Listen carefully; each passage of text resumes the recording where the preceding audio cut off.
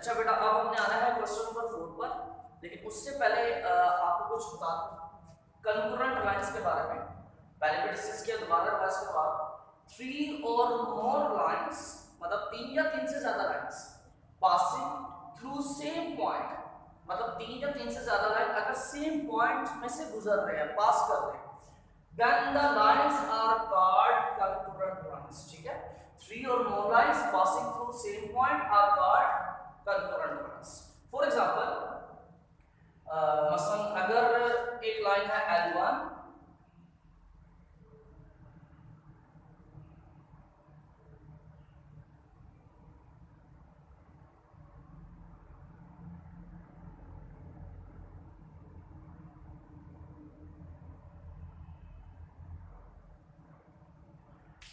For example ये 3 lines है हमारे पास L1, L2, L3, तीनों लाइन्स एक ही पॉइंट से पास कर रही हैं, तो बेटा इन तीनों लाइन्स को बोला जाएगा कंकरेंट लाइन्स। अब इससे रिलेटेड एक थ्योरम क्या है, लेट्स सपोज कि हमारे पास ये 3 लाइन्स हैं a1x + b1y + c1 = 0, ये दूसरी लाइन है, ये तीसरी लाइन है L1, L2, L3, let's suppose 3 lines हैं। अब इन 3 लाइन से रिलेटेड एक थ्योरम है, वो क्या है, L1, L2 and L3 are concurrent, ये तीनों लाइंस कंकरेंट कहलाएंगी इफ एंड ओनली इफ जब इसके डिटरमिनेंट का आंसर 0 हो। अब ये डिटरमिनेंट किसका बेटा, इस डिटरमिनेंट में गौर करो, सबसे पहला कॉलम जो है वो किसका आ रहा है, वो x के कोएफिशिएंट का है, ठीक है।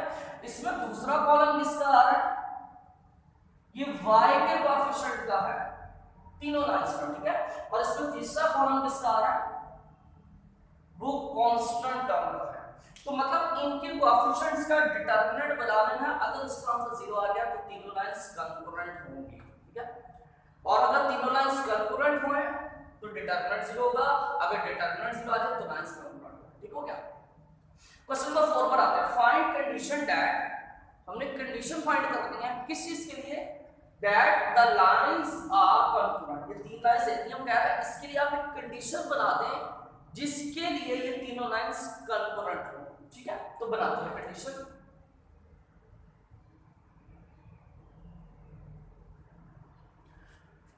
यहां से बेटा देखो y प्लस का इधर आके माइनस हो जाएगा, तो हमारे पास क्या आ जाएगा m1x - y प्लस c1, ठीक है। y1 उधर रहेगा, फिर इधर क्या बचेगा 0, सेम इसके साथ भी करो, y उधर दे दो, इसके साथ भी करो,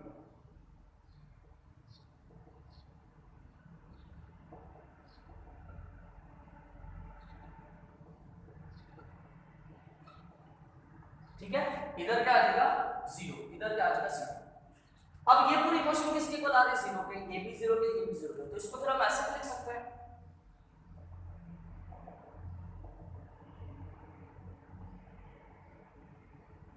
जीरो ही लिखना है ना, लेफ्ट साइड पर लिखिए, राइट साइड पर लिखने की बात है, ठीक है। अब ये तीन इक्वेशन आ चुकी है हमारे पास इस फॉर्म में, जनरल फॉर्म में, तो जहां से हम डिटरमिनेंट बनाएंगे उसको 0 के इक्वल रखेंगे और कंडीशन बनाएंगे, ठीक है।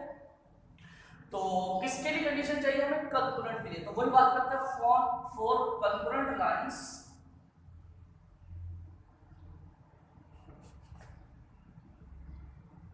कंकरेंट लाइंस के लिए थ्योरम क्या था, x का कोएफिशिएंट कट, फिर y का कोएफिशिएंट -1 -1 -1, फिर constant of c1 c2 c3,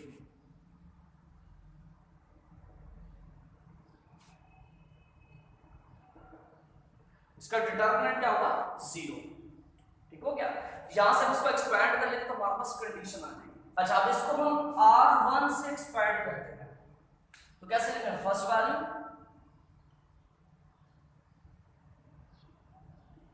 अब जब r1 से एक्सपैंड करना तो कैसे करेंगे, फर्स्ट वाली वैल्यू को रो छोड़ दी और उसका कॉलम छोड़ दिया, तो फिर क्या करेंगे, इनको क्रॉस मल्टीप्लाई, -1 c3 से मल्टीप्लाई कर -c3, फिर माइनस को r1 बनेगा, फिर -1 c2 से मल्टीप्लाई कर -c2, तो वो माइनस इस माइनस से मल्टीप्लाई कर प्लस c2 हो जाएगा, ठीक है। अब बात करते हैं सेकंड वैल्यू की, पहले m1 की बात की, अब दूसरी वैल्यू की। अब सेकंड वैल्यू की जब बात करते हैं तो बेटा माइनस आता है फॉर्मूले का, ठीक है, ओके। और सेकंड वैल्यू क्या है, -1, वो -1 इस माइनस से मल्टीप्लाई कर +1 हो जाएगा। ठीक है, तो आगे क्या आएगा हमारे पास, इसकी बात कर रहे हैं तो ये वाली रो छोड़ दी, ये वाला कॉलम छोड़ दिया, तो बचे ये 4। अब m2 को c3 से मल्टीप्लाई करेंगे तो क्या आ जाएगा m2 c3, फिर माइनस पावर होने का, फिर इसको इसके साथ मल्टीप्लाई करेंगे तो क्या आएगा m3 c2।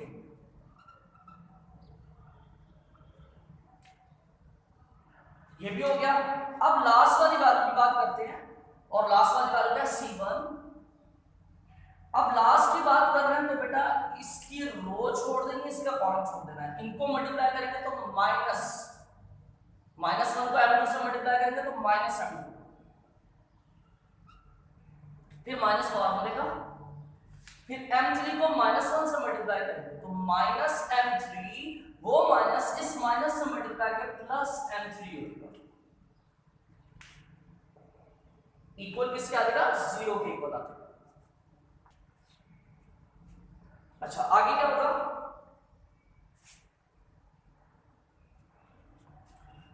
m1 इसको ऐसे भी बना देते हैं,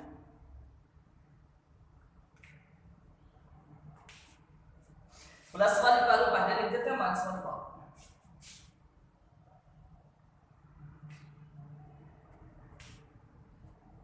अच्छा यहां पर 1 है, 1 मल्टीप्लाई भी तो कोई फर्क नहीं पड़ेगा, ये दोनों वैल्यू से ऐसे के साथ।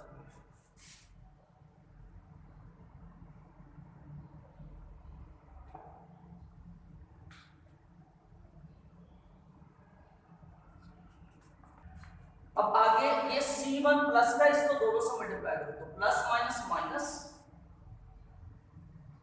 c1 m2 से मल्टीप्लाई होगा तो क्या आ जाएगा m2 c1,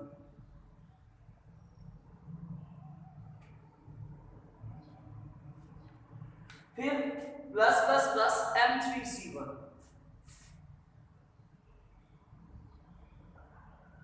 इक्वल किसके आ जाएगा 0। अब इसको अरेंज करते हैं, m1 वाली तो वैल्यू ऐसे आ जाएगी क्योंकि कहीं और हमें m1 नहीं नजर आ रहा।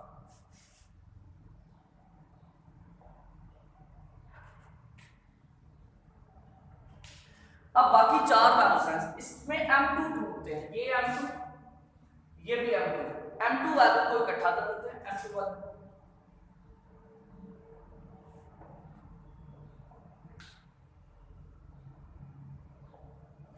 अब m3 वाली वैल्यू को इकट्ठा कर देते हैं, ये m3 वाली वैल्यू है ये, ठीक है। मैं पहले उसको लिख रहा हूं बिकॉज़ वो कांस्टेंट वैल्यू है,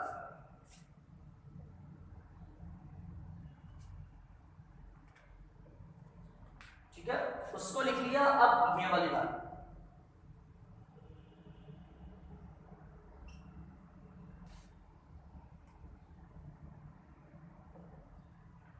तो क्या आ जाएगा बेटा हमारे पास m1 c2 minus c3 plus इन दोनों में से m2 कॉमन आ जाएगा तो अंदर क्या बचेगा फिर c3 माइनस c1, ठीक है, प्लस इधर से m3 कॉमन आ जाएगा तो अंदर क्या बचेगा c1 माइनस c2,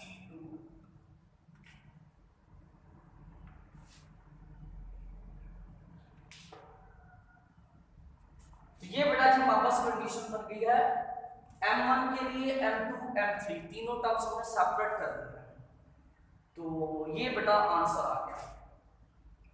इस कंडीशन के मुताबिक ये तीनों लाइंस आपस में क्या होंगी कन्वर्ट, ठीक हो गया। अच्छा बेटा अब हमारे पास जो है वो क्वेश्चन नंबर 5 है और ये भी पॉइंट ऑफ कन्वर्जेंस से रिलेटेड है। क्या कह रहा है सर, देखते हैं। Determine value of p, p की वैल्यू फाइंड करनी है हमने, ये टारगेट है, ठीक है। Such that lines this this and this, ये तीन लाइंस गिवन है, lines meet at a point. वो आपको कह रहा है कि जो तीन लाइंस हैं ये तीनों की तीनों मीट कर रही हैं कहां पर, एक पॉइंट पर, मतलब तीनों की तीनों लाइंस एक पॉइंट पर मिल रही है। सो लेट्स सपोज एक लाइन ये है, दूसरी लाइन ये है, तो तीसरी लाइन ये है, तीनों लाइंस एक पॉइंट पर मिल रही है। तो आपको क्या लगता है कि अगर तीन या तीन से ज्यादा लाइंस एक ही पॉइंट पर मिले तो उन लाइंस को बोला जाता है कंकरेंट लाइंस, ठीक है। इसका मतलब कि अगर ये तीनों लाइंस एक ही पॉइंट पर मिल रही हैं तो मींस कि ये तीनों लाइंस क्या है, कंकरेंट है। ठीक हो गया? अच्छा, तो सपोज कर लेते हैं जो लाइन है इसका नाम रख लेते हैं L1, इसका नाम L2, इसका नाम L3। ये तीन लाइंस है और ये तीनों की तीनों लाइंस क्या है, कंकरेंट। तो हम लिख सकते हैं as given line 1, line 2 and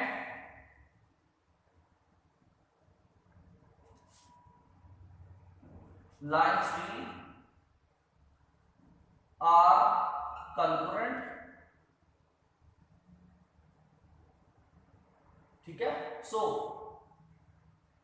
अगर ये तीनों लाइंस कंकरेंट है तो फिर कंकरेंट लाइंस की प्रॉपर्टी तो आपको पता है क्या, इनका डिटरमिनेंट, इनके कोएफिशिएंट्स का डिटरमिनेंट, मतलब सबसे पहले x का कोएफिशिएंट 2, 3, 3, फिर y का कोएफिशिएंट -3, -1, p,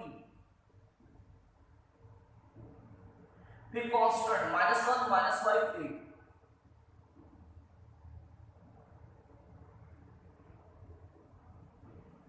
जीरो होगा। ये आपको बताया था प्रॉपर्टी कि अगर लाइंस कंकरेंट हो तो बेटा फिर ये डिटरमिनेंट किसके इक्वल होता है, जीरो के इक्वल होता है, मतलब x के कोएफिशिएंट, y का कोएफिशिएंट और कांस्टेंट टर्म, इसका जो डिटरमिनेंट है वो जीरो। अब इसी कंडीशन के मुताबिक, इसी की हेल्प से हमने ये जो p नजर आ रहा है इस p की वैल्यू फाइंड करनी है। सिंपल डिटरमिनेंट एक्सपेंड करना, p आता है।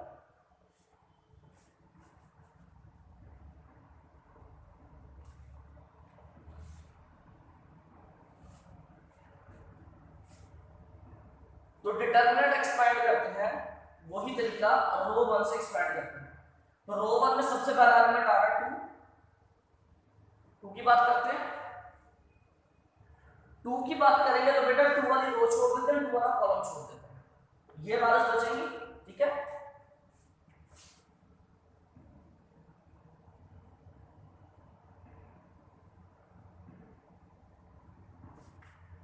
ये डिटेल से करवा लो, इसको ये स्टेप करने की जरूरत नहीं है अगर आपको ये क्लियर है।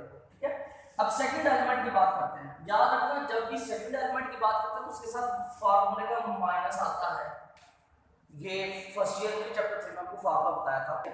अच्छा, सेकंड एलिमेंट आ रहा है -3, एक माइनस फार्मूला है और एक ये -3 है, तो क्या हो जाएगा, माइनस माइनस +3 हो जाएगा। अब जब हम इस 3 सेकंड एलिमेंट की बात करें तो सेकंड इसकी रो छोड़ दी और इसका कॉलम छोड़ दी, क्या बचा 3 -5 3 8।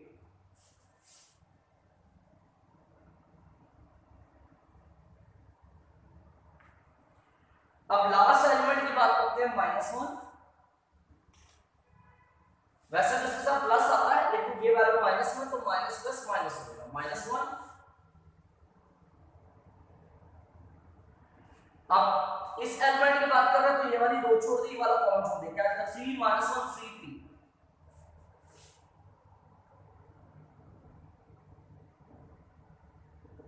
इज इक्वल किसके पूरा का पूरा 0 के इक्वल। ठीक है ना? तो बेटा हमने क्या किया, हमने इस डिटरमिनेंट को R1 से एक्सपेंड कर दिया। अब इसको सॉल्व करते हैं। 2 आगे आपको याद होगा दोस्तों कि डायगोनल को मल्टीप्लाई करते थे फिर नॉन डायगोनल को मल्टीप्लाई करते थे, वही काम करना लगे। -1 को 8 से मल्टीप्लाई किया तो -8, फिर माइनस फार्मूले का, और आप किसको मल्टीप्लाई करना, अब नॉन डायगोनल को मल्टीप्लाई। p को -5 से मल्टीप्लाई करेंगे तो क्या आएगा, -5p आएगा। ठीक है? -5p का जो माइनस है वो माइनस इस माइनस से मल्टीप्लाई करके क्या हो जाएगा, +5p +3 डायगोनल को मल्टीप्लाई करते हैं, 3 8 24 साइन माइनस का फार्मूले का, फिर आगे क्या आएगा, आगे नॉन डायगोनल को मल्टीप्लाई करना। 3 को -5 से मल्टीप्लाई किया तो -15, वो -15 इस माइनस से मल्टीप्लाई कर +15 हो जाएगा। ठीक है? फिर आगे क्या आ रहा है, -1, तो डायगोनल को मल्टीप्लाई करते हैं पहले,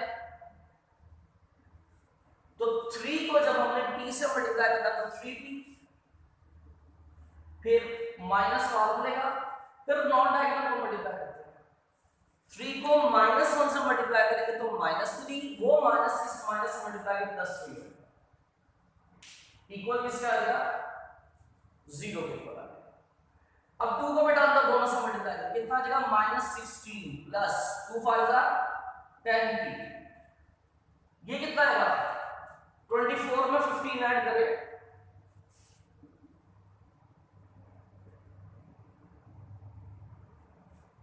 39 आ जाएगा, ठीक है ना। 24 में 15 ऐड करेंगे तो कितना आ जाएगा 39। यहां पर क्या आएगा -1 को दोनों से मल्टीप्लाई करो तो कितना आ जाएगा -+ -3b -+ -3 इक्वल टू 0। ओके है। अगर हम इसको यहां पर हम डायरेक्ट मल्टीप्लाई करके लिख दे तो कितना आ जाएगा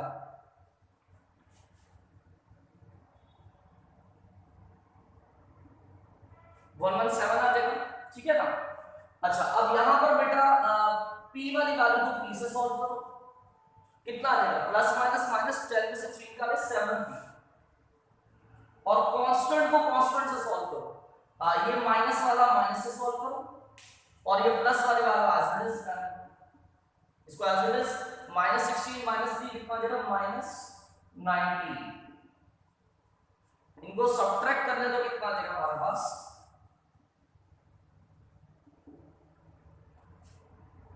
117 में से 19 माइनस करेंगे तो कितना आ जाएगा 98 आ जाएगा। 98 प्लस का उधर जाके माइनस हो जाएगा, इधर ही से उधर शिफ्ट करते हैं, ये प्लस का उधर जाके क्या हो जाएगा माइनस का 98 होगा, ठीक है। 7 मल्टीप्लाई ब्रैकेट बांट दीजिएगा तो यहां पर कटिंग करेंगे तो कितना आएगा हमारे पास 14, ठीक है। 14 आ जाएगा तो p की वैल्यू क्या आ जाएगा -14।